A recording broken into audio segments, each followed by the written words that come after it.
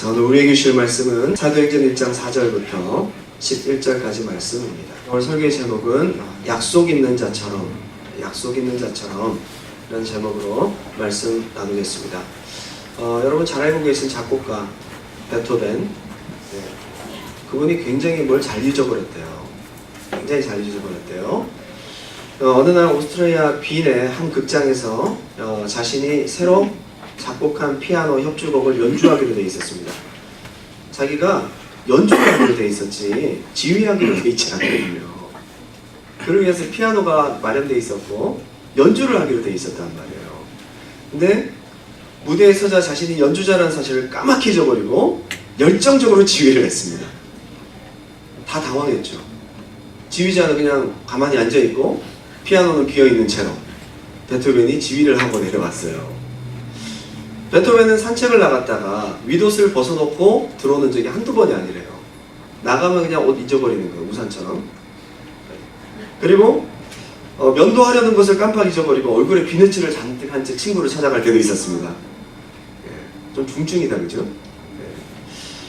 슈베르트, 잘 알고 있는 작곡가도요, 자신이 작곡한 곡을 들으면서 사람들한테 얘기를 했어요. 야, 저거 누가 작곡했냐? 정말 아름다운 곡이다.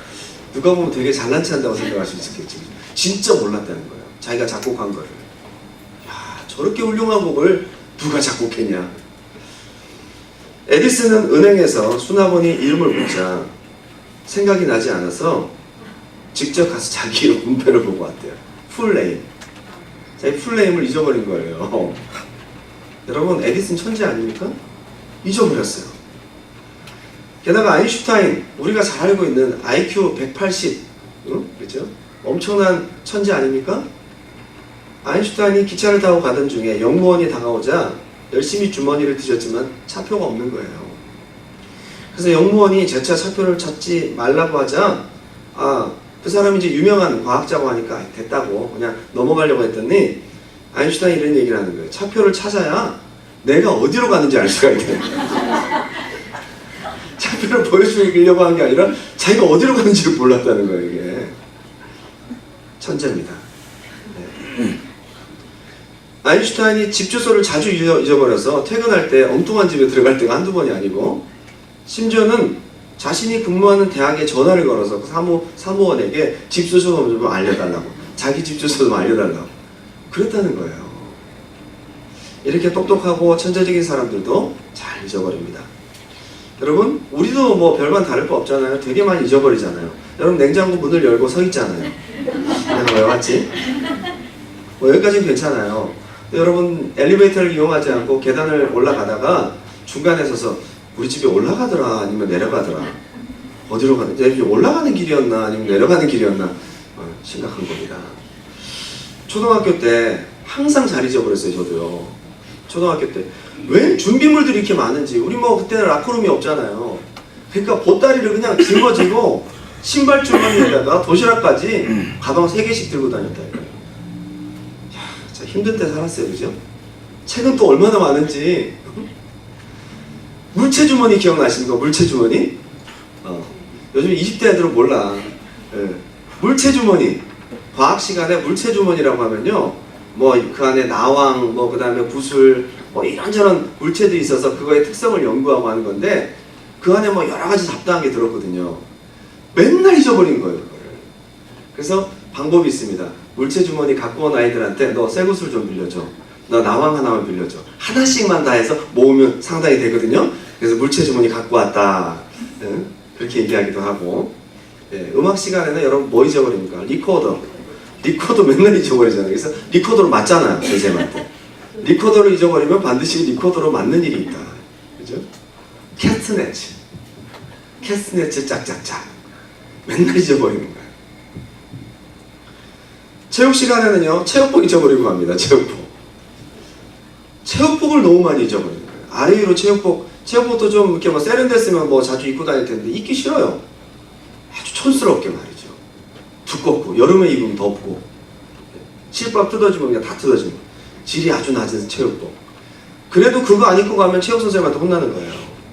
그래서 그날 체육 시간이 있었는데 야외 체육 수업이 있는데 잊어버리고 왔어요. 그래서 옆반한테 가죠. 가면 친구들한테 빌립니다. 근데 참 특징이에요. 잘 안 빌려주는 아이들은 체육복이 깨끗해요. 항상 보면 냄새가 퐁퐁 좋은 냄새 나고 그러는데 잘 빌려주고 너그러운 애들은 체육복 안 빨아. 어차피 그냥 아무 동네에 다 빌려주는 거지. 자기도 별로 신경 안 쓰고. 또 그런 아이들은요, 땀을 많이 흘려요. 바로 전 시간에 체육복을 땀을 흠뻑 젖어갖고 입을 때 척척 체육복을 입고, 그래도 입을 때만 조금 잠깐 차짐 참으면 입고 난 다음에 좀 괜찮아요. 그죠? 예. 참 너그러운 친구들은 지저분한 체육복을 갖고 있고, 좀 까탈스러운 친구들은 깨끗한 체육복을 갖고 있다. 미술 시간에 자주 잊어버리는 게 스케치북, 그죠? 그래서 우리가 편법을 쓰잖아요. 친구한테 한 장만 뜯어줘, 한 장만 뜯어줘. 한 3장 갖고 있습니다. 선생님이 벌써 알아요. 예. 미술 시간에 뭘로 맞죠? 붓으로 맞습니다. 항상 잊어버렸습니다. 여러분, 가장 괴로웠던 것은 체변 봉투를 잊어버리고 나면 굉장히 괴로웠습니다. 근데 여러분, 그거 아직도 저는 아이러니인데요. 6년 내내 그 봉투에 바말 크기로 떠오세요 라고 되어 있거든요. 근데 그게 원래 바발이래요. 바발. 조금만 떠와야 되는데 바말 크기로 되어 있으니까 밤이 얼마나 커요? 이만하잖아요. 예, 충실하게 그렇게 담아온 친구들도 있었어요. 선생님한테 혼나잖아요. 예, 그렇게 시킨 대로 했는데. 예. 그러면 이제 잊어버리고 온 사람들은 선생님한테 혼나고 쉬는 시간에 어쩔 수 없습니다. 쥐어짜서라도 갖고 와야 돼요. 그날 제출을 해야 되는 것입니다. 신기하게도 그렇게 다 잊어버리는데 도시락은 안 잊어버려요. 여러분, 도시락 잊어먹고 간 적 있어요? 신기하게 먹고 사는 거는 안 잊어버립니다. 참 신기합니다. 그죠? 잊어버리면 다양하게 몸으로 때워야 됩니다. 교련 시간에는 원색적인 구타가 있었습니다. 그리고 체육 시간에는 운동장 자갈 고르기, 자기 뽑기, 음악 시간에는 손바닥, 세변 봉투는 쥐어짜서 나오고, 심지어는 소풍 가는 날 소풍인지 잊어버리고 온 학생이 있었어요. 어떻게 소풍을 잊어버리지? 그 학생은 6교시까지 바리바리 싸들고 왔는데 그걸 가지고 그대로 소풍에 끌려갔잖아요. 참 잘 잊어버립니다. 사람은 망각의 동물입니다. 잘 잊어버립니다. 우리가 그 중에서도 진짜 잊어버려서는 안 되는 게 있는데 너무 잘 잊어버려서 낭패를 당하거든요. 그게 뭘까요? 하나님이 당신에게 주신 약속입니다. 여러분에게 주신 약속. 매주 주일마다 약속을 받습니다. 어쩌면 그렇게 월요일날 싹 잊어버린지 몰라요. 여러분, 얼마나 많은 예배를 드렸고 얼마나 많은 기도를 했고 날마다 큐티하시고 그런데도 불구하고 여러분 갖고 계신 약속이 몇 가지나 됩니까? 약속이 없어요. 이스라엘 백성들이 자꾸만 잊어버리는 거예요. 하나님이 약속하시고 또 말씀하셔도 자꾸 잊어버리는 거예요. 우리 모습 같아요. 그래서 하나님 방법을 고안하셨어요. 너희가 너무 많이 잊어버려서 내가 방법을 고안했다. 민수기 15장 37절부터 40절까지. 자, 제가 읽어드리겠습니다. 여호와께서 모세에게 말씀하여 이르시되 이스라엘 자손에게 명령하여 대대로 그들의 옷단 귀에 술을 만들고 청색끈을 그 귀에 술에 더하라. 이 술은 너희가 보고 여호와의 모든 계명을 기억하여 준행하고 너희를 방종하게 하는 자신의 마음과 눈의 욕심을 따라 음행하지 않게 하기 위함이라. 그리하여 너희가 내 모든 계명을 기억하고 행하면 너희의 하나님 앞에 거룩하리라. 무슨 얘기인지 아세요? 제 겉에 걸치는 자켓에 이게 실들을 쭉 달아놓으라는 거예요. 옷 입을 때마다 생각나는 거예요. 여러분, 그런데도 잊어버립니다. 그걸 보면서도 잊어버려요. 여러분, 신명기가 무슨 뜻인지 아세요? 다시 말씀하신다 이런 뜻이에요. 다시 말씀하셨다. 신명기 한번 읽어보세요. 다 했던 얘기예요. 출애굽기 때 다 했던 얘기고 레위기 때 다 했던 얘기고 신명기 때 광야에 세워놓고 백성들에게 모세가 몇 날 며칠 부흥 집회를 합니다. 이게 다 설교거든요. 어마어마하게 긴 양이에요. 한 달 동안 설교를 했는지 2주 동안 설교했는지 모르겠지만 1시간에 끝난 건 절대로 아닙니다. 이야, 신명기 6장 6절 보니까 하나님이 이렇게 말씀하시는 거예요. 오늘 내가 내게 명하는 이 말씀을 너는 마음에 새기고 네 자녀에게 부지런히 가르치며 집에 앉았을 때에든지 길을 갈 때에든지 누워 있을 때에든지 일어날 때에든지 이 말씀을 강론할 것이며 너는 또 그것을 내 손목에 매어 기호를 삼으며 네 미간에 붙여 표를 삼고 네 집 문설주와 바깥문에 기록할지니라. 여러분, 우리가 그냥 읽었는데요, 하나님 입장에서 읽어보니까 보통 답답한 게 아닌 거예요. 자꾸 잊어버리는 거예요. 그래서 오죽하면 네 손에 매라, 네 이마에 붙여라, 이마에. 그리고 또 잊어버릴까봐 문설주에 발라. 그리고 날마다 가르치고 누워있어서도 생각해라. 하나님이 우리에게 하신 말씀인 거예요.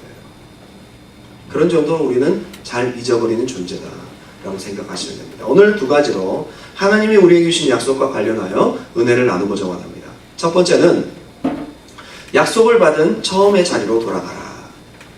항상 여러분 처음 약속받은 자리로 돌아가시기 바랍니다. 항상 처음 약속받은 자리 되게 중요해요. 오늘 이 얘기가 너무 중요합니다. 단순한 것 같지만 여러분 믿음 떨어지고 마음 떨어지고 기도가 힘이 없어지고 내가 방향을 잃어버리거든 얼른 생각하십시오. 내가 그때 은혜 받고 처음 약속받았던 그 자리가 어디냐, 그때 그 말씀이 뭐냐. 의외로 여러분 그거 잊어버리고 있습니다. 야곱도 약속을 잃어버렸습니다. 꼭 우리 같아요. 야곱의 모습을 보면요 꼭 우리 같아요. 이삭 좀 닮았으면 좋겠는데 이삭보다는 야곱의 DNA가 좀 많은 것 같아요. 저희한테는요. 네. 창세기 28장 10절을 보니까 야곱이 하나님을 처음 만납니다. 그전에는 귀로만 들었죠. 아브라함의 하나님, 이삭의 하나님, 아버지한테 간증만 들었지 자기가 직접 하나님 만난 적은 없었어요. 그런데 너무 장자의 명분, 축복을 받고 싶어서 형을 속이고 아버지한테 축복받잖아요. 그 분위기를 보니까 형이 자기를 죽일 것 같아요. 그래서 무서워가지고 도망갑니다. 삼촌 라반 집에. 거의 무려 800km나 떨어진 곳을 걸어서 사막을 횡단하는 거예요. 오죽 살고 싶었으면 그렇게 갔을까요? 그죠? 가는 도중에 무섭기도 하고 춥기도 하고 밤에 맹수의 위험도 있고 얼마나 외롭기도 하고 자기 미래에 대해서 불확실하기도 하고 그러니까 돌베개를 베고 자는데 잠이나 제대로 들었겠어요? 잠깐 잠을 든 사이에 환상이 열린 것입니다. 하늘문이 열리더니요 하늘에 하나님이 서시고 여기에 사닥다리가 놓여서 천사들이 왔다 갔다 하는 거예요. 그리고 자기가 보니까 하나님이 자기를 보시는 거예요. 역사적으로 이제 자기를 하나님을 만나주셨다 이거예요. 하나님이 자기를 만나주셨다 이거예요. 그럼 하나님께서 말씀하십니다. 아브라함의 하나님, 이삭의 하나님, 바로 너의 하나님. 야곱에게 직접 말씀하시는 역사적인 순간이 바로 베델에서의 꿈이었습니다. 제가 읽어드리겠습니다. 야곱이 브엘세바에서 떠나 하란으로 향하여 가더니 창세기 28장 10절 한 곳에 이르러는 해가 진지라 거기서 유숙하려고 그곳에 한 돌을 가져다가 베개로 삼고 거기 누워 자더니 꿈에 본즉 사닥다리가 땅 위에 서 있는데 그 꼭대기가 하늘에 닿았고 또 본즉 하나님의 사자들이 그 위에서 오르락 내리락 하고 또 본즉 여호와께서 그 위에 서서 이르시되 나는 여호와니 너의 조부 아브라함의 하나님이요 이삭의 하나님이라. 네가 누워있는 땅을 내가 너와 내 자손에게 주리니 네 자손이 땅에 티끌같이 되어 네가 서쪽과 동쪽과 북쪽과 남쪽으로 퍼져나갈 것이며 땅의 모든 족속이 너와 내 자손으로 말미암아 복을 받으리라. 약속을 주신 거예요. 여러분 이거 잊어버리면 됩니까 안 됩니까? 이거 잊어버리면 안 되잖아요. 이렇게 중요한 약속이 어디 있어요? 잊어버렸습니다. 안타깝게도. 야곱이 창세기 28장 20절에 꿈을 깨고 나니까 너무 이건 꿈이 아니에요. 하나님께서 자기에게 주신 약속인 거예요. 드디어 자기도 하나님을 만난 것입니다. 아 이거구나. 아버지가 간증했던 게 바로 이런 거구나. 막 가슴이 벌렁벌렁한 거죠. 그러면서 야곱이 서원하여 이르되 하나님이 나와 함께 계셔서 내가 가는 이 길에서 나를 지키시고 먹을 떡과 입을 옷을 주시어 21절 내가 평안히 아버지 집으로 돌아가게 하시오면 하나님 여호와께서 나의 하나님이 되실 것이요 내가 기둥으로 세운 이 돌이 하나님의 집이 될 것이요 하나님께서 내게 주신 모든 것에서 10분의 1을 내가 반드시 하나님께 드리겠나이다 하였더라. 잊으면 됩니까 안 됩니까? 하나님 자기에게 주신 약속이 있어서 자기도 약속해버렸어요. 서로 약속이 이루어진 겁니다. 이 중요한 약속을 야곱이 20년 뒤에 잊어버려요. 자, 잊어버린다는 의미는 여러 가지 의미가 있습니다. 기억 속에서 아예 잊어버린 경우도 있고 제가 볼 때는 야곱이 기억에서 아예 잊어버렸다기보다는 별로 중요하게 생각 안 한 거예요. 그런데 여러분 별로 중요하게 생각하지 않아서 움직이지 않은 것도 잊어버린 겁니다. 하나님 말씀이 여러분 삶을 움직여야 되는데 머리에 기억은 있어요. 감동이 없고 내가 이 말씀으로 살 힘이 없거든. 그것도 잊어버린 거예요. 그때는 힘이 있었잖아요. 20년 지나고 난 다음에 별로 하고 싶은 마음이 안 생기는 거죠. 별로 그렇게 중요하게 생각이 안 드는 거죠. 감동이 없어진 것이지. 야곱이 라반 에서의 문제가 다 지나가고 베델로 이제 돌아올 때가 됐습니다. 야곱은 하나님 앞에 서원한 것들을 지켰어야 됩니다. 야곱은 부자가 되었거든요. 그전에는 혼자 갔는데 이제는 자녀들도 많아졌고 하나님이 양떼와 숫대를 엄청나게 많게 하셨습니다. 그는 부자가 되었습니다. 창세기 33장 17절 보니까 야곱이 베델로 오지 않고 어디로 가느냐? 지도를 보면 엉뚱한 쪽으로 갑니다. 물론 오는 길이긴 하지만요, 약간 새는 느낌이 있습니다. 숫곳이라는 곳을 갑니다. 야곱은 숫곳에 이르러 자기를 위하여 집을 짓고 그의 가축을 위하여 우리간을 지었으므로 그 땅 이름을 숫곳이라 부르더라. 우리간이라는 뜻입니다. 자, 야곱이 뭐라고 했어요? 그 전에 하나님을 위해서 성전 기둥을 삼겠다고 했잖아요. 근데 뭘 짓습니까? 자기 집 짓고 짐승 집 짓고 하나님 제단은 없어요. 잊어버린 것입니다.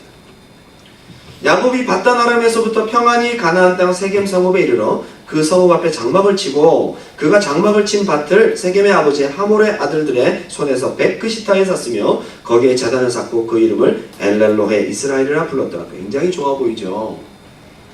숫곳보다 좀 더 좋은 땅으로 이민을 가야겠다 해서 조금 더 밑쪽으로 비옥한 땅인 세겜, 발전된 도시입니다. 아무래도 저기 그렇잖아요. 매니토바나 저 뉴브런즈윅으로 갔다가 이제 영주권, 시민권 얻고 이제는 또 저기 어디야 또 어디 뭐가 있죠?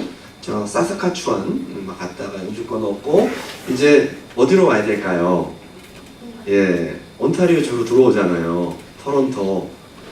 그런 것처럼 여기서 이제 좀 잘 살만하니까 야곱이 세겜이라는 곳으로 오는 겁니다. 베델로 왔었어야죠. 베델은 그렇게 발전된 도시가 아니에요. 가기 싫은 거예요. 하나님과 약속해놓고 가기 싫어요.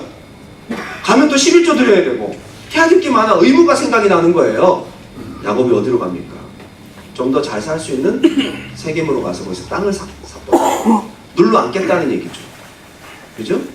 비싼 돈을 주고 눌러 앉고 조금 마음에 미안한 게 있으니까 예배는 드리자 해서 하나님께 제단을 쌓습니다. 그리고 엘렐로헤 이스라엘. 이게 무슨 뜻인지 아세요? 하나님, 엘이 하나님이거든요. 이스라엘의 하나님 이런 뜻이에요. 하나님, 이스라엘의 하나님. 그러면서 예배를 드립니다. 신나게 드립니다. 하나님 기뻐 받으셨을까요? 예배는 드리지만 약속 없는 예배 받지 않으십니다. 약속이 맞아요? 틀려요? 거기서 예배 드리는 게 아니잖아요. 하나님이 약속하시는 곳으로 와야죠. 여러분 예배를 드려도 약속 없는 엘렐로의 이스라엘 같은 예배가 얼마나 많은지 아십니까? 내 생각대로 내 마음대로 예배 드리는 거예요. 예배 오늘 예배 드렸으니까 끝, 땡. 뭐가 떨어졌어요. 엘렐로의 이스라엘. 하나님이 예배를 받지 않으십니다. 자기도 열심히 하지만 예배의 은혜가 없고 기름 부으심이 없고 감동이 없습니다. 뭐가 문제일까요? 약속을 잃어버린 삶이었다. 약속 잃어버리면 예배도 기도도 힘이 없어요. 하나님의 은혜가 없다는 사실입니다. 잠언 28장 9절 보니까요. 다 같이 읽겠습니다. 시작. 사람이 귀를 돌려 율법을 듣지 아니하면 그의 기도도 가증하니라. 여러분 열심히 기도해 보세요. 약속 없이. 내가 하나님 원하는 거, 내게 주신 약속 전혀 신경 쓰지도 않고 내게 주신 약속 잊어버리고 내 멋대로 살면서 기도하는 거, 그 기도도 하나님 받지 않는 거예요. 우선순위가 있어요. 첫 단추부터 제대로 껴야 됩니다. 이렇게 하나님 부르고 나름 예배드리면 기쁨이 넘치고 삶에 은혜가 넘쳐야 되잖아요. 그런데 바로 34장에 문제가 빵 터집니다. 야곱의 삶에 어떤 문제가 생긴지 아세요?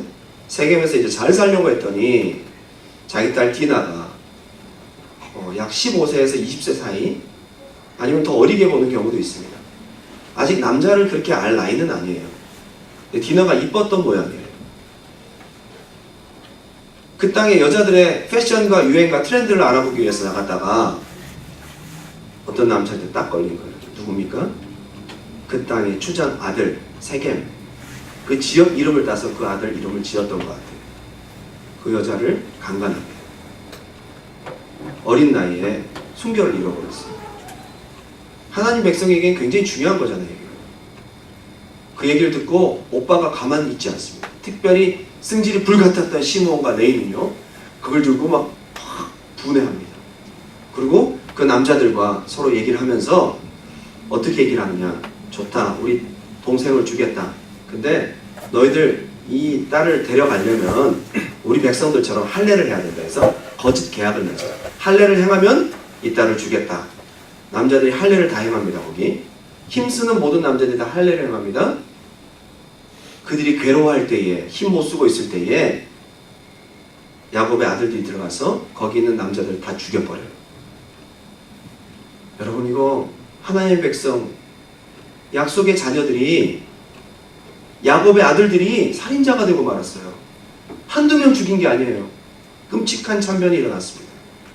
여러분, 하나님 없이 내가 엘렐로헤 이스라엘, 내 나름대로 내가 하나님 섬겼지만 약속이 없었어요.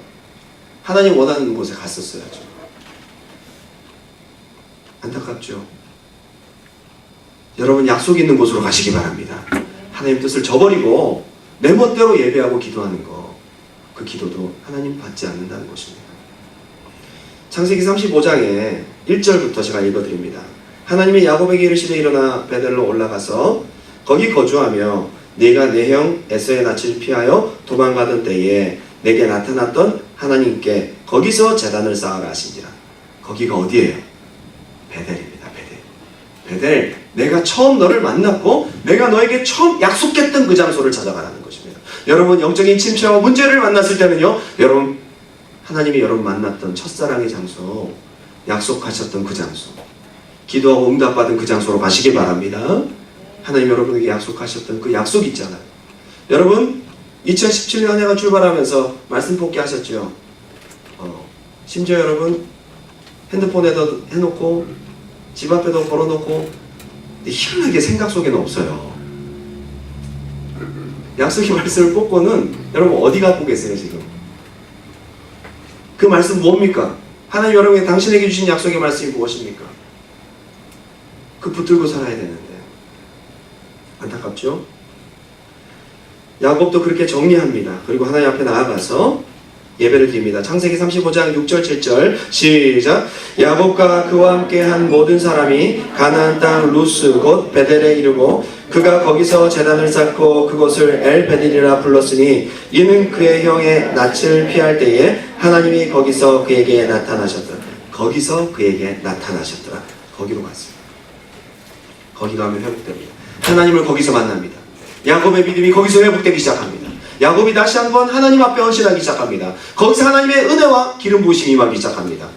그 장소. 제가 지난주 어떤 분을 만났어요. 그분과 식사하면서 얘기를 하는데 그분도 잘 잊어버린대. 건망증에 대한 이야기를 드리겠습니다. 뭐가 중증이고 뭐가 좀 초기 단계고 뭐 이런 얘기를 막 재미나게 하다가요. 자기는 어디 가서 뭔가를 잊어버렸는데 내가 여기 왜 왔지 할 때는요. 처음 장소로 돌아간대요. 처음 장소로 무조건. 거기서 암만 서 있어도 생각이 안 난대요. 그러니까 처음에 자기가 왔던 그 장소로 다시 돌아간대요. 그럼 생각난대요. 예를 들면 내가 냉장고에 김치를 꺼내려고 갔습니다. 문을 열고 아무리 봐도 김치가 보이지 않습니다. 김치가 생각나지 않습니다. 돌아가서 밥을 먹으려고 딱 봤더니 뭔가 밍숭밍숭한 거예요. 아, 김치를 내가 꺼내려고 갔었지? 다시 가게 되는 것처럼 처음 그 장소로 다시 돌아가면 생각이 나게 되어 있습니다. 하나님께서 에베소 교회에 주신 책망의 메시지가 있습니다. 내가 내 행위와 수고와 내 인내를 안다. 악한 자들을 용납하지 아니한 것과 자칭 사도라 하되 아닌 자들을 시험하여 그의 거짓된 것을 네가 드러낸 것과 또 네가 참고 내 이름을 위하여 견디고 게으르지 아니한 것을 내가 다 안다. 여러분 되게 잘한 거예요. 에베소 교회는요 되게 열심히 뭔가 활동적인 교회였습니다. 그런데 중요한 것은 요한계시록 2장 4절에 그러나 너를 책망할 것이 있나니 너의 처음 사랑을 버렸느니라. 그러므로 어디서 떨어졌는지를 생각하고 회개하여 처음 행위를 가지라. 자기 신앙 다 까먹고 하나님이 자기에게 주신 첫사랑과 처음에 주신 감동적인 약속들을 잊어버리고 다른 활동들을 열심히 해봐야 하나님 그것 받는 것이 아니에요.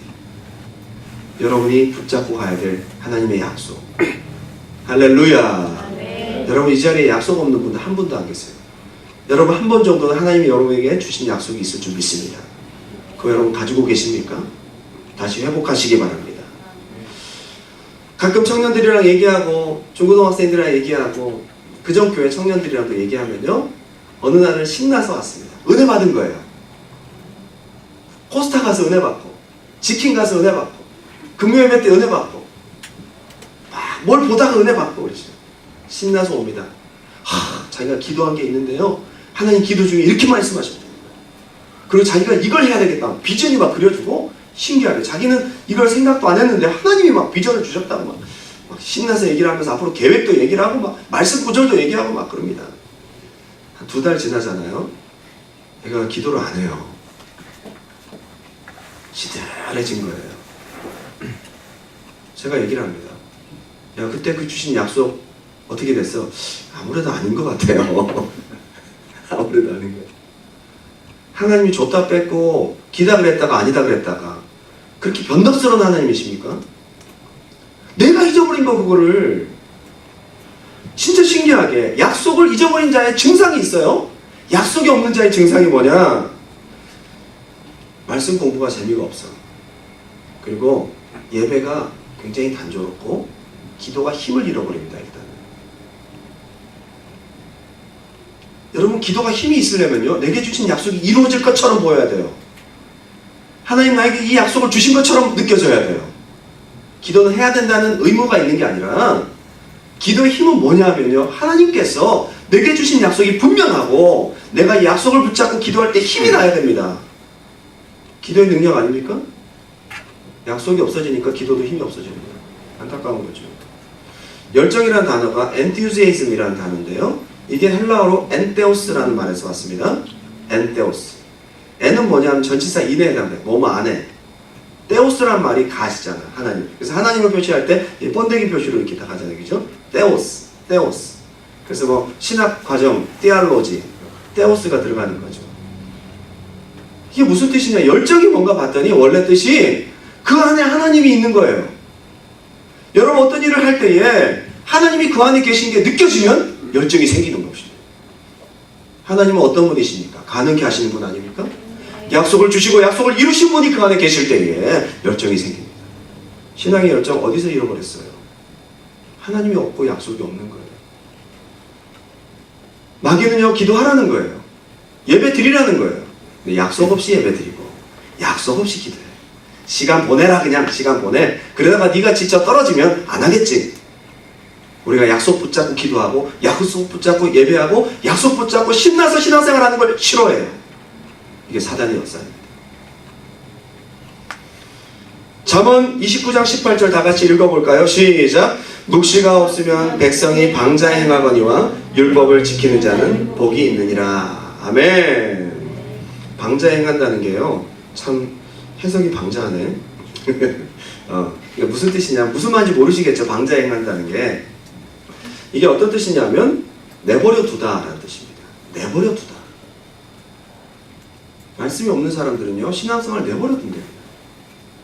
되는 대로 신앙생활 하는 거예요. 힘이 있습니까? 되는 대로 신앙생활 하는 거예요. 예배 오고 싶으면 가고, 그날 기분 좋으면 기도하러 갔다가 뭐 못하게 생기면 못하는 거고, 영적 싸움 전혀 없습니다. 전혀. 신앙생활 아닙니다, 이거. 이게 왜 그러냐면 묵시가 없고 하나님의 말씀이 없어서 그렇답니다. 말씀이 없었습니다. 여러분, 증상을 잘 한번 느껴보세요. 증상이 있습니다. 여러분, 지금 여러분의 증상은 지금 잘 건강하게 열정적으로 가고 계십니까? 최근에 중국에서 수술을 하고 난 다음에 신장이 없어진 분들의 고백들이 많습니다. 2016년 8월 29일 중국 매체 사우스 차이나 모닝 포스트에서 트랙터 사고로 장수성이죠, 쉬저우 의대 부속병원에 후송되어서 8시간 대수술을 마쳤습니다. 당시 류 씨는 전신 복합골절을 당했고 특히 가슴을 크게 다친 상태였습니다. 그래서 그런 것들을 다 맞추는데 시간이 오래 걸린다 했더니 수술 다 끝나고 나는데 몸이 붓는 거예요. 자꾸 피곤하고 힘들고. 갔더니 2차 검사 때 신장이 하나가 없어진 거예요. 신장이 없어졌어요. 그래서 의료진한테 따졌죠. 신장이 없어졌다. 그랬더니 뭐라고 하느냐? 의사들이 우리는 잘 모르겠다. 신장이 자연적으로 위축되고 소멸됐을 수도 있다. 이렇게 얘기를 했어요. 신장이 자연적으로 위축되고 소멸이 됐을 수도 있다. 아, 그럴듯하죠, 그죠? 아직 조사가 진행 중이랍니다. 증상을 느끼니까 가는 거잖아요. 더 심한 경우는요, 윈난성 멍하이에 사는 청년 리 샤오빈도 교통사고를 당했는데 사고 직후 오른쪽 신장이 급격히 부어올라서 이거를 제거해야 되는 상황, 이게 터지기 직전이라는 거죠. 수술을 받았는데 문제는 신장이 2개 다 없어진 거예요. 그건 제거 수술했고 남은 멀쩡한 신장도 없어졌어요. 수술하고 갑자기 체중이 13kg가 확 불더래요. 그리고 신장이 없으면 소변을 잘 못 보잖아요. 소변을 못 보는 거예요. 그래서 너무 괴로워가지고 찾아갔더니 신장이 2개 다 없어요. 막 따지고 이제 막 죽게 생기니까 얘기를 하니까 아, 병원에서 실수로 신장 2개를 다 제거했다. 미안하다. 이렇게 얘기를 하더라고요. 그래서 5천만 원 받아내서 신장 다시 복원 수술을 했대요. 다른 병원에서. 여러분, 증상이라는 게 있잖아요. 내 몸이 붓고 내가 지금 피곤한데 여러분 그냥 잃어버린 채로 사실 겁니까? 찾으러 가셔야죠. 여러분, 우리의 증상을 생각하셔야 됩니다. 여러분, 신앙생활은 신나고 열정적이고 하나님 주신 믿음이 충만한 것이 신앙생활입니다. 신앙생활은 기쁨이 있는 것입니다. 여러분, 보여야 돼요. 믿음 안에서 보여줘야 돼요. 그냥 믿음이라는 것은 그냥 뜬구름 잡는 그런 게 아닌 거예요. 실상 있고 증거인 것입니다. 모세가 어려울 때마다 처음의 자리로 돌아갑니다. 10계명 가지고 내려왔더니 사람들이 막 또 다시 올라갔더니 돌판을 갖고 내려왔는데 우상숭배하고 있으니까 돌판 깨뜨려 버렸어요. 확 힘들어요. 다시 올라갑니다. 그래서 그때는 내려올 때 얼굴에 광채가 나서 내려오잖아요. 약속받았던 그 첫 자리, 하나님을 만났던 그 자리로 다시 가십시오. 할렐루야. 두 번째는 약속 있는 자처럼 기도하고 승리하라. 아까도 말씀드렸지만 마귀는 약속 도둑놈입니다. 여러분 안에서 약속을 빼앗으면 다 빼앗는 것입니다. 기도하라는 거죠. 약속 없이. 예배 드리라는 것입니다. 약속 없이. 이루어질 약속이 없는데 무슨 신앙생활 합니까? 백날 믿어도 역사가 없고 증거가 없습니다. 그러니 이것이 바로 마귀가 원하는 신앙생활인 거예요. 천국의 약속, 천국의 비유를 가만히 보면요, 마태복음 13장에 7가지의 천국 비유가 나타납니다. 마태복음 13장에 첫 번째 비유가 어떻게 시작되냐면요, 씨 뿌리는 비유로 시작됩니다. 천국은 어떻게 시작되는지 아세요? 하나님의 약속이 여러분 심령 가운데 뿌려지면서부터 천국은 시작됩니다. 할렐루야. 네. 천국은요, 약속부터 시작하는 거예요. 여러분 심령 안에 약속이 뿌려져서 자라는 옥토밭만이 천국을 이루는 삶이 됩니다. 나머지는 어떻게 돼요? 다 빼앗긴다. 약속을 빼앗기는 게 천국을 빼앗기는 거예요. 천국이 시작되는 것은 약속을 가지고 시작하는 것이 천국을 시작하는 것입니다. 그런데 두 번째로 가라지가 있잖아요. 이 역시 사단의 특징이 있습니다. 밤에 뿌리거든요. 약속이 심겨져서 잘 자라고 있는 밭에다가 뿌려가지고 약속이 자라지 못하도록 하고 약속의 말씀이 여러분 안에서 열매 맺지 못하도록 끝까지 방해를 합니다. 마귀의 방해는 바로 약속이에요. 여러분의 약속에 초점을 맞추는 거예요. 여러분 절대로 지지 마십시오. 뺏기지 마십시오. 약속을 빼앗기는 것이 지는 것입니다. 그런데 저는 너무 신나는 것이 겨자씨 비유가 바로 다음에 나와요. 겨자씨 비유. 겨자씨 비유는 무엇입니까? 지극히 작은 씨로되 그것이 심겨져서 빨리 자라서 크게 되어서 새들이 깃든다. 하나님은요, 여러분의 약속이 심겨지고 약속을 붙들기만 하면 그 약속이 자라도록, 급격하게 자라도록 역사하십니다. 할렐루야. 이게 천국입니다, 여러분. 하나님의 약속이 심겨지고 하나님의 약속에 방해가 있어도 자라는 것이 천국이에요. 이게 승리란 말이에요. 이게 바로 승리란 말이에요. 오늘 본문을 보니까 사도행전 1장 4절만 다 같이 한번 읽어보겠습니다. 시작. 사도와 같이 모이사 그들에게 분부하여 이르시되 예루살렘을 떠나지 말고 내게서 들은 바 아버지께서 약속하신 것을 기다리라. 그때부터 제자들의 기도가 달라집니다. 그전에도 물론 예수님과 함께 기도했습니다. 예수님 올라가시기 전에 유언으로 주신 약속의 말씀이 딱 붙들어지니까요, 맨날이 못 돼서 뭔가 온다. 아버지의 성령이 오신다. 약속을 딱 붙들고 120명이 모이기 시작합니다. 그때부터 기도가 달라집니다. 저녁 기도에 힘쓰니라. 사도행전 1장 14절 시작. 여자들과 예수의 어머니 마리아와 예수의 아우들과 더불어 마음을 같이하여 오로지 기도에 힘쓰더라. 그전과 기도가 다르죠? 무엇이 차이입니까? 약속이 차이입니다. 여러분에게 약속이 있으면 기도가 달라집니다. 약속이 분명해지면 기도가 달라집니다. 여러분, 약속 없이 신앙생활 하지 마십시오. 오늘 여러분, 하나님께서 우리에게 원하시는 것은 약속 붙잡고 기도하고 예배드리라는 거예요. 저는요, 이런 비유를 자주 듭니다. 끓는 물에 아무것도 넣지 않으면 맛이 나요, 안 나요? 그냥 끓는 물입니다. 자, 불 끄고 시간이 지나서 식으면 그대로예요. 아무 변화가 없습니다. 그런데 끓는 물에 라면을 넣으면 뭐가 됩니까? 라면이 돼요. 자, 그죠? 자, 고기를 넣고 무를 넣습니다. 뭐가 됩니까? 소고기 무국. 야, 잘 맞추시네. 자, 세 번째, 그러면 자, 미역을 넣습니다. 예, 거기에 뭐가 들어가요, 또? 소고기. 그렇죠. 거기 참기름도 들어가야 돼요. 마늘하고. 자, 그 다음에 된장을 넣습니다. 예, 청국장을 넣습니다. 그죠? 예, 김하고 햄하고, 김치하고 햄하고 사리하고 부대찌개. 예. 그런데 이거는요, 끓다가 식고 난 다음에 먹을 수 있어요, 없어요? 식어도 먹을 수 있잖아요. 국 식으면 안 먹어? 와, 부자다. 우리는 이만큼 끓여서 식어도 다시 데펴서 먹고 다시 데펴서 먹고 그러는데, 와, 역시 우리 두란노교회 성도님들은 부자예요. 두 번 다시 먹지 않는다. 한 번에 끝내버린다. 입이 짧아, 그죠? 한 번에 다 먹는 사람들. 할렐루야. 은혜와 살을 동시에 받으시기 바랍니다.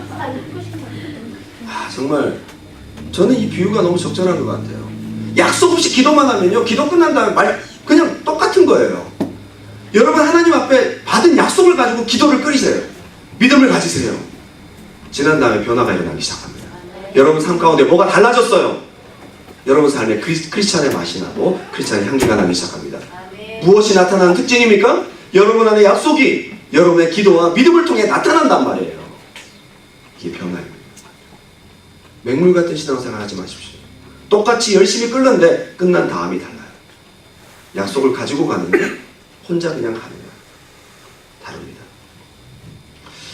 그 뒤부터 부흥의 역사가 일어납니다.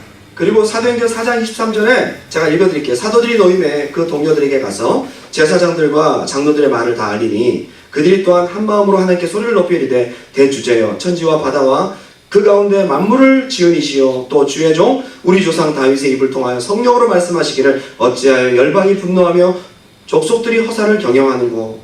막 이런 얘기들이 나오잖아요. 지금 어려움이 생긴 겁니다. 약속 붙잡고 기도했더니 성령을 받았고 이제 막 하나님이 역사하시니까 방해가 있었어요. 핍박이 생긴 거예요. 어려움에 딱 걸렸어요. 근데 이 사람들이 또 어려움을 어떻게 넘어갑니까? 모인 다음에 그들이 구약성경 약속을 딱 붙들어요. 하나님이 말씀하셨다. 다윗의 입을 통해서. 구약성경에 이런 말씀이 있었지. 이게 바로 이거구나. 약속 붙잡고 다시 기도하니까 성령이 그 자리를 진동하시면서 임하셔서 그들이 다시는 좌절하지 않습니다. 하나님의 뜻을 이루는 것도 약속이고 어려움을 만났을 때 그걸 뛰어넘는 것도 약속 붙잡고 기도할 때에 뛰어넘어가는 것입니다. 승리하는 여러분 되시기 바랍니다. 예, 저는 이 말씀 너무 좋아요. 마지막 결론으로 한번 읽을게요. 사도행전 27장 25절 시작. 그러므로 여러분이여 안심하라. 나는 내게 말씀하시는 그대로 아멘. 이때 어떻게 얘기했습니까? 사도 바울이 광풍 유라굴로를 만났어. 많은 사람들이 배가 부서지고 물속에 다 수장되게 생겼다고 울고 슬퍼할 때에 사도 바울이 폭풍 가운데서 말을 합니다. 하나님이 나한테 말씀하신 그대로 된다. 이 폭풍은 지나가는 폭풍이야. 여러분에게 폭풍과 같은 문제들이 왜 없어요? 있습니다. 그런데 약속을 붙잡고 가는 자에게는 그 폭풍을 뚫고 넘어갈 힘이 생깁니다. 할렐루야. 지난 금요일 이명수 집사님 간증 들으셨잖아요. 제가 오늘 못 들으신 분을 위해서 잠깐 설명을 드리고 오늘 기도하고 예배를 마치겠습니다. 2015년 우리 집사님이 배가 너무 아프고 힘드셨어요. 그래서 우리 같이 수요 성경 공부할 때나 뭐 할 때 보면 못 드셨잖아요. 그죠? 미안했어요. 우리는 맛있게 먹는데 집사님 항상 못 드시는 거예요. 그래서 뜨거운 핫팩을 항상 배에 대고 그래야지만이 소화가 되고 이게 배가 이제 내려가고 그랬는데 통증도 너무 심하고 굉장히 괴로웠습니다. 근데 이 문제는 하나님의 약속을 붙드시는 기회입니다. 생각하셔야 돼요. 그러다가 말씀을 듣고 은혜 받고 기도하면 뚫렸대요. 그러다가 한 달 정도 뒤에 또 아프시대요.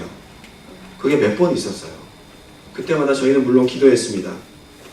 작년 10월 초, 그러니까 2015년도에 진단을 받고 이 쓸개와 위 사이에 막힌 이 관이 막혔어요. 그래서 소화도 안 되고 굉장히 통증이 있고 괴로웠는데 작년 10월에 한 1년 반 정도 지난 시점이 되었을 때 다시 사진을 찍어보니까 그 막힌 게 딱딱하게 굳어져서 돌이 됐다는 거예요. 절망적이잖아요. 여러분, 그때도 약속 붙잡고 넘어가야 합니다. 이때 붙들어야 될 게 약속이에요. 좌절할 시기가 아니라 약속 붙들어야 될 시기예요. 근데 우리 집사님은요, 장점이 한 가지 있어요. 여러분들 이 장점을 좀 잘 아셨으면 좋겠어요. 보시다시피 되게 순수하세요. 단순하세요. 생각을 복잡하게 안 한단 말이에요. 앞에서 말씀 떨어지면 말씀 그대로 그거 하나만 생각해요. 여러분, 믿음은 단순한 거예요. 복잡하지 않습니다. 그 전에 의사한테 무슨 얘기를 듣고 몸이 아프고 상황 그렇더라도 예배 드리고 말씀 주시면 아멘인 거예요, 그냥. 여러분, 어린아이 같은 자들의 믿음이 하나님이 역사를 끌어냅니다. 할렐루야. 그때는 좋아지는 거예요. 며칠 있다가 또 아파. 그래도 다음번에 왔을 때 또 믿음으로 도전하는 거예요. 여러분, 단순한 믿음 참 중요합니다. 쉽지 않은 싸움이었지만 피곤한 중에서도 아침 저녁으로 늘 기도에 임했습니다. 부족한 종의 권면과 강단에서 선포되는 말씀들을 그대로 받아들입니다. 아멘으로 받아들입니다. 말씀대로 하나님 역사하셨는데요. 이번 월요일이죠. 월요일날 몸이 좀 좋아져가지고 병원에 갔어요. 근데 몸이 벌써 먼저 느꼈대요. 몇 달 전부터 몸이 확 좋아졌어요. 그래서 갑자기 막 드시더라고요. 매운 것도 드시고. 엽떡도 한번 먹으러 갔잖아요. 엽떡도, 그죠? 엽기 떡볶이 있잖아요. 엽떡. 아무나 드실 수 있는 게 아닙니다. 아무나 먹을 수 있는 게 아니에요, 그거. 능력 있는 분들이 드시는 거예요. 엽떡. 엽떡 먹어도 괜찮으신 거예요. 그래서 좀 좋아지셨나 보다 했는데 집사님 몸이 좋아지니까 증거를 갖고 싶어서 이미 믿음으로 왔는데 증거를 갖고 싶어서 갔더니 그 사이에 돌이 됐던 것들이 싹 없어졌어요. 할렐루야. 제가 저 서양 사람 몇백 년 전 사람 얘기하면 공감이 안 가실까봐 여러분이 얼굴을 아시는 우리 이명수 집사의 예를 든 거예요. 여러분, 하나님은 지금도 살아계십니다. 약속을 믿는 자에게 역사하십니다. 여러분, 믿음은 복잡한 게 아니에요. 단순한 거예요. 오늘 여러분 복잡한 많은 상황들이 있지만 내게 주신 약속 그 처음 자리로 돌아가서 내게 약속 많이 하신 거 아니잖아요? 그 한 구절 내게 주신 그 약속 한마디 붙잡고 믿음으로 나아갈 때에 하나님이 천국의 영광, 천국의 역사를 여러분 삶 가운데 시작하실 줄 믿습니다. 할렐루야. 자, 이 시간 우리 찬양하고 한번 기도할 텐데요. 하나님께서 믿음으로 의심하지 아니하고 약속의 말씀 붙잡고 나아가는 자에게 능치 못하는 무슨 일이 있겠냐 우리에게 말씀하십니다. 우리 찬양 우리가 믿음으로 한번 뜨겁게 부르고 우리 기도하겠습니다.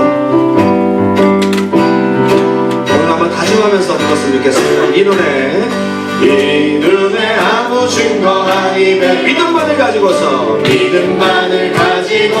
늘 걸으며 이 귀에 아무 소리 아니 들려도 하나님의 약속 위에 서리라. 걸어가세 믿음 위에 서서 나가세 의심 버리고 걸어가세 믿음 위에 서서 주님의 거룩함을 들고 맹세하라.